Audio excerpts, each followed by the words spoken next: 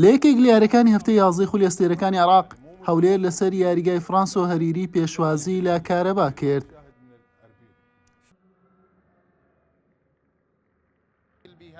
هەولێر بە پاڵپشتی هاندەرانی زوو گورجی خۆی وەشاند و لە خولەکی هەشت بە سوودوەرگرتن لە لێدانی گۆشەوە و لە بەرزکردنەوەیەکی هەڵۆفایەق و بە ئەسیستی سەفین مەنسوور شێرکۆ کەریم دەرگای گۆڵەکانی کردەوە و کوڕانی شاری قەڵاو منارەی بە گۆڵ یەکەم پێشخست.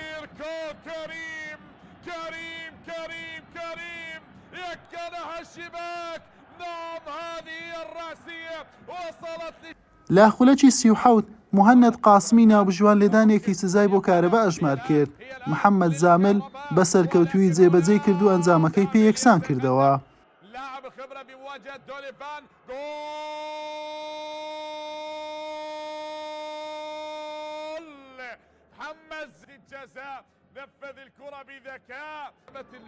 لە نیوەی دوم دوای تێپەڕبوونی تەنها دوو خولەک کۆلین ئەندەرسۆنی جامایکی بە ئەسیستی شێرکۆ کەریم جارێکی دیکە هەولێری پێشخستەوە و گۆڵی دووەمی تۆمار کرد.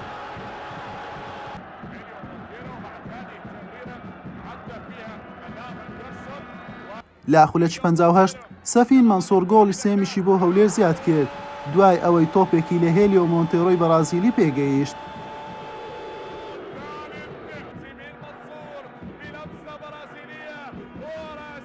لە خولەکی 65 مستەفا قابیل بە ئەسیستی سەفین مەنسوور ئەنجامەکەی لەسەر تیپی میوان قورستر کرد و گۆڵی چوارەمی بۆ هەولێر تۆمار کرد.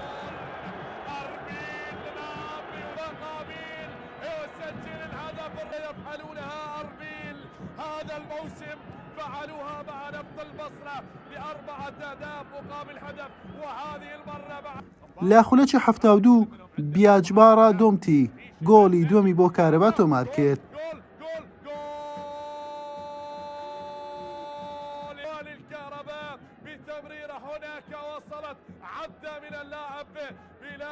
لە خولەکی 79 حوسێن جاسم جیاوازەکەی بۆ تیپەکەی وەلی کەریم و پرسیار عەبدوڕەزاق کەم کردەوە و گۆڵی سێمی بۆ کارەبا تۆمار کرد.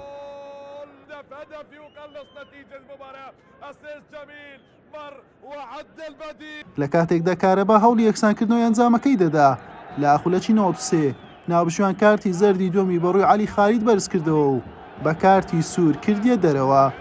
دوای تەواوبوونی 90 خولەکی کاتی ئاسایی و 9 خولەکی زیادکرا و موهەنەد قاسمی ناوبشوان فیکەی کۆتایی یاریەکەی لێدا و یاری بە سەرکەوتنی هەولێر کۆتایی هات. بەم شێوەیە هەولێر بۆ خاوەنی 18 خاڵ و بە کاتی خانەی چوارەمی ڕیزبەندی یانەکانی گرت. کارەباش بە 14 خاڵەکەی لە ناوەڕاستی ڕیزبەند مایەوە. حوسێن محەممەد کەناڵی پێام هەولێر.